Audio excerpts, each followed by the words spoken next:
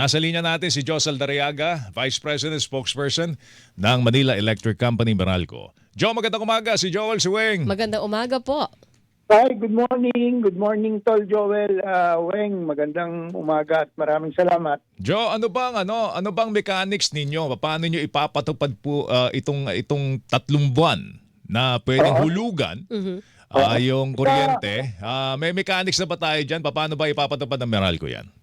Well, initial info na nakalap namin batay na rin dito sa order ng ERC, no, para sa mga customers na kailangan yung flexible payment measures o installment na pagbabayad ng kanilang mga bills covering May to July billing periods. Maaari silang mag-request for flexible payment in accordance with the advisory of the ERC advisory, ano.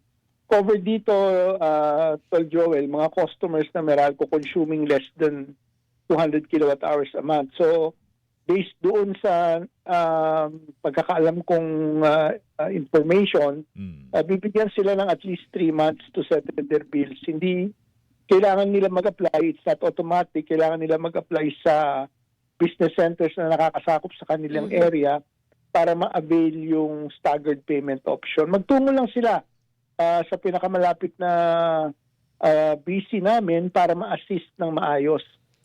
So ito, Hindi po ito matik na dahil 200 kilowatt Yes. lang ang kinukonsumo ko, expected ko na pwede ako mag-avail nito. Hindi ganon. kasi may mga iba naman, they'd rather get it over with at bayaran na lang nila yan. And kumbaga, we're giving them the option. So we need to know kung kailangan ng utility. At saka pagkakaalam ko, hindi lang to sa Meralco, I think this is nationwide. Oo.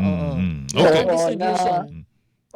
Basta distribution utility. Joe, linawin natin. Yung mga kumukonsumo lang ng 200 Yes. kilowatt hours pababa. Yes. Yun ang covered nitong utos na ito ng ERC, no? Yung less than 200 kilowatt hours a month. Magkano ba on the average ang babayaran ng bawa? Ikaw kumukonsumo ka ng 200 kilowatt hours per month, no? Magkano yun? Magkano ang binabayaran nila sa Siguro, bill? ito rough lang, rough estimate. Siguro mga 2,800. 700 to 2,800.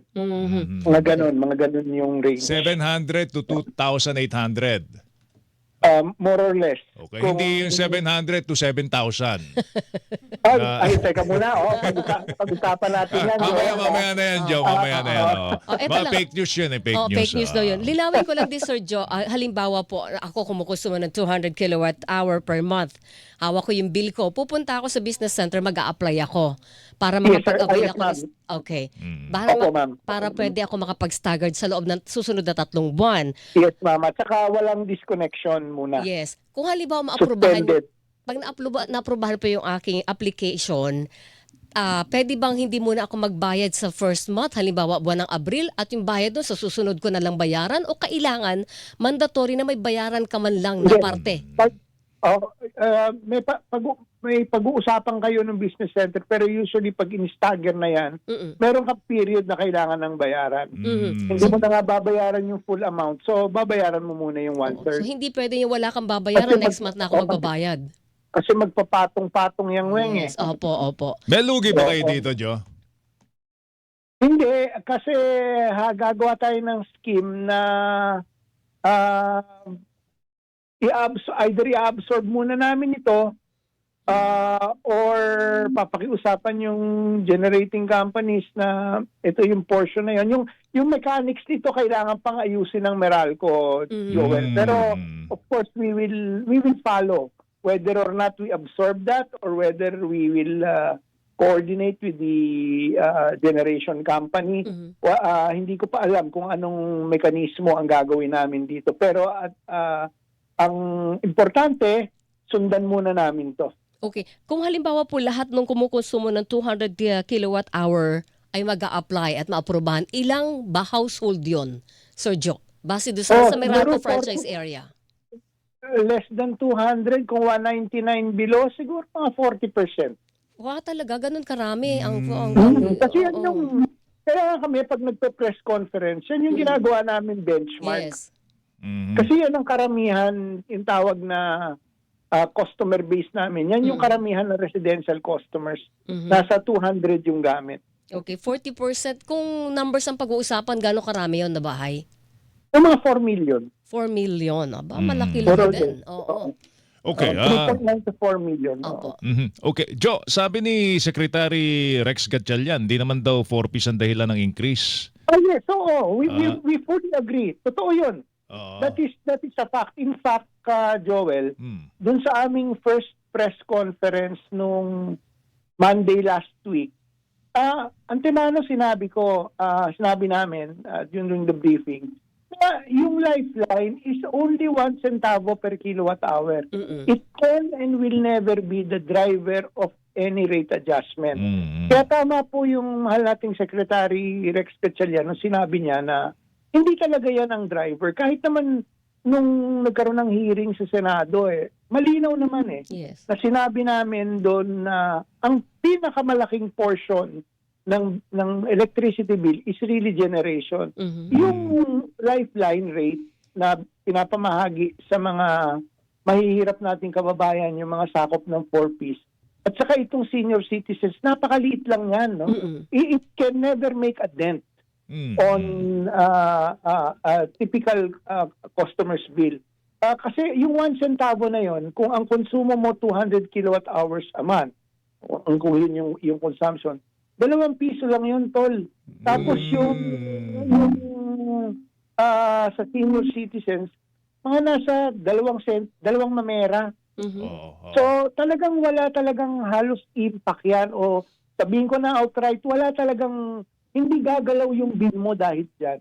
Maliban, It's almost flat kung yun ang pagbabatayan mo. Kung yun lang ang magiging basis. Yung mga public policy charges, ang pinakamalaki dyan talaga yung FIT-all, yung feed-in tariff allowance, at saka yung GEA, Mhm. yung Green Energy Auction cost, no? Mm-mm. Pero yung pinamamahagi sa lifeline rates para sa 4-piece, Mm. tulong natin yan Tulong natin, tayong may kakayahan na tumulong. Ambag tayo kung 200 kilowatt hour ang konsumo mo, 2 piso. Mm-mm. Tapos sa seniors naman, 2 mamera kung kukumpitin natin. Kasi seniors, 0.0002. Inaral ko na talaga, Joel. Ang galing mo sa Mabuti math, yun. Para na-explain natin ng maayos. Pero so, ano, Joe. Joe, kung yun ba ikakarguhin ng halimbawa distribution utility ang Sabi kagaya ng ng mga Meralco? senador, kayo na raw Kayo sa na lang Meralco kumarga. kumarga Kaya ang power Hindi, generation kasi- ang kumarga. Siguro we will leave that up to government to determine. Kasi ito, batas yan Oo. Ngayon, kaya lang, ako ang tingin ko dyan, we are only a small share of the overall cost. Mhm. Nasa ano lang kami, on the average 12%. So kung baka kailangan tingnan, sino pa ba yung nagpo-produce ng kuryente at yung nagdi-deliver ng kuryente? Mhm. Generation and transmission distribution.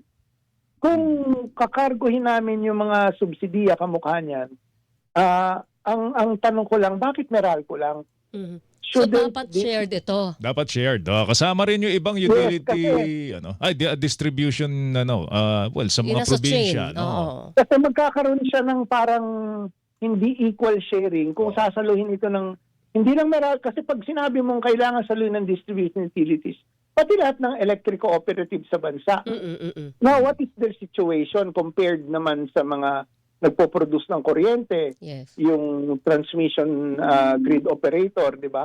Baka kailangan tingnan din yon. So ibig niyo sabihin, hindi lang Meralco, hindi lang distribution utilities, kasama man dapat ang Genco pati ang Transco.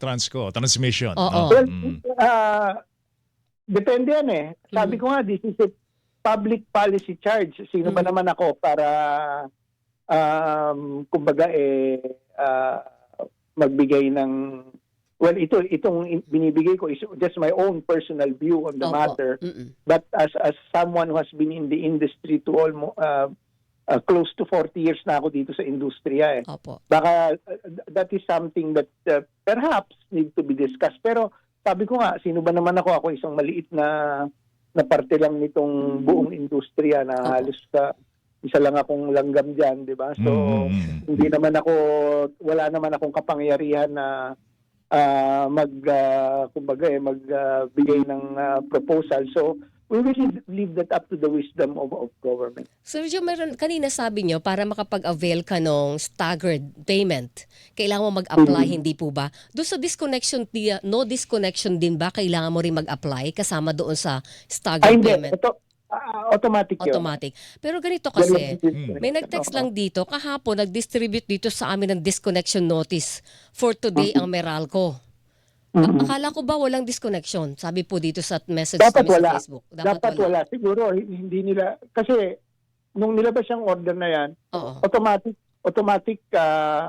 Pinahinto nyo na apply. yung yung Oo, of course. paghahatid ng mga disconnection Baka notices. nauna lang yan dun sa Oo. order. So, ibig sabihin, pwede ba nilang hindi mo na bayaran yon o deadmahin mo na yung disconnection na ito dahil may order na po ang ERC? Yes. Oo. Pero pero kung ayaw nila magpatong-patong, then they can opt for that For payment. installment. Oo. Magkano ba per kilowatt hour, Joe, ang singil ngayon ng generation?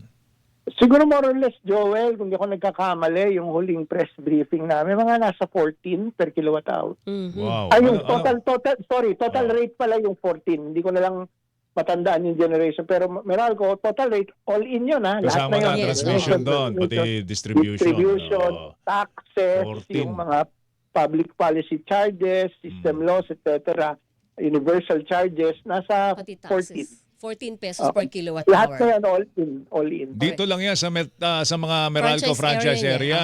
niya. Yes, Sa tama. probinsya, mas mahal pa eh. Oo. Mas Mas mahal pa, Joe, sa probinsya, di ba? Meron mas mahal, meron din mas mura. Pero kami sa Meralco, we pride in the fact na pag tinignan mo naman yung reliability, ibig sabihin yung madalas ba tayo mawala ng brownout? Obviously, hindi. Meron ba tayong matatawagan kapag nagkaroon tayo ng trouble? Meron. In case na meron pang ibang services na kailangan namin from the utility, is that something we can provide? Yes, we can. So, proud ako dyan sa service reliability namin sa Meralco. Ngayon po bang Mayo magtataas ulit ang singil ng kuryente? Yan ang kailangan natin tingnan kasi 'di ba yung refund na ini-implement namin, in-extend yung ipinaikli Oo. yung duration, 'di ba? Dapat yan 3 years, ginawang 1 year. So yung 1 year na yon may natitira pang halaga doon sa computation namin, may reduction na 23 centavos. Tapos yung tax dito sa natural gas, parang meron ng order ng BIR dyan na hindi na isama yung tax dun sa indigenous supply na galing sa Malampaya. So that's an additional more or less, ito figure lang mga nasa 20. So 43 yung tinitingnan natin. Ngayon, kailangan natin malaman ano ba yung impacts nung finally nung naipit yung supply galing sa Middle East dahil sa gera, no? Particularly sa Qatar, yung LNG kasi yun ang sinusupply nila. Di ba nabomba yung facility nila doon? Opo. So nagkaroon tayo ng constriction sa supply ng LNG. Malaking bahagi din ng sinusupply sa amin nung isa naming supplier ay LNG. Tapos coupled with ano ba yung impact naman sa ibang Yung piso. generation plants ng ibang mga panggatong naman nila. Plus yung pera natin, humina. Ang mga generators, malaking bahagi ng kanilang operations, dollar denominated.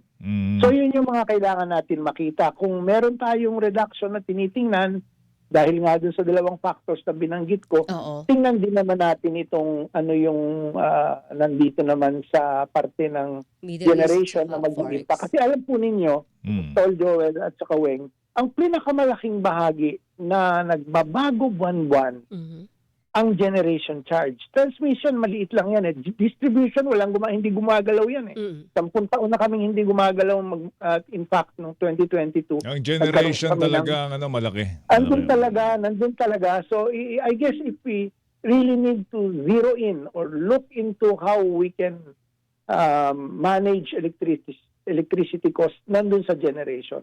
Kaya tama yung sinabi ni Secretary Gatchalian, na talaga nandun sa generation. Wala po sa sa lifeline rates, imposible yung maging factor Oo. yung mga public policy charges, except siguro for Buwis.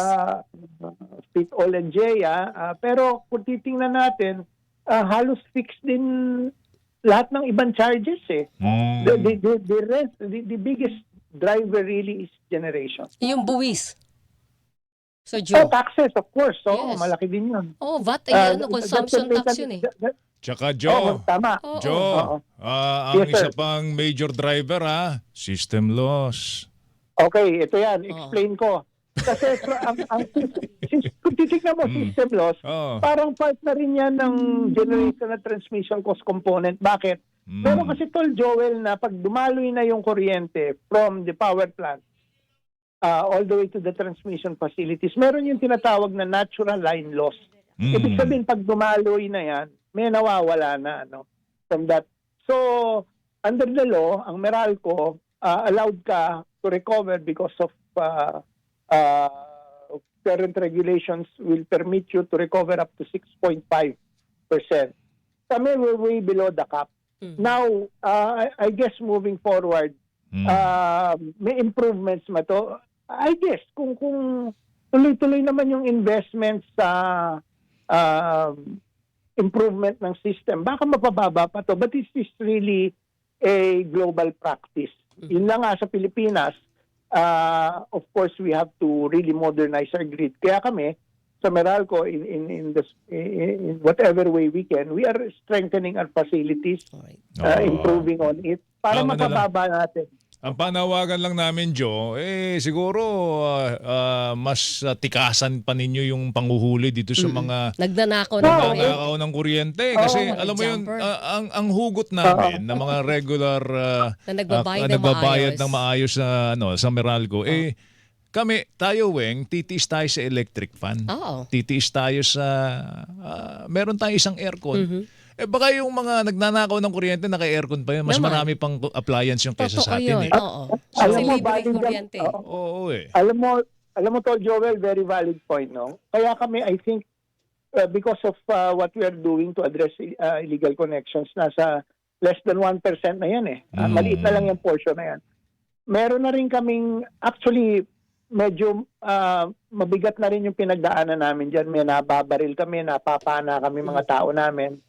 Kasi pag pumasok ka dyan sa mga ganyan lugar, talagang expect a bloodbath. Talagang may awa yan.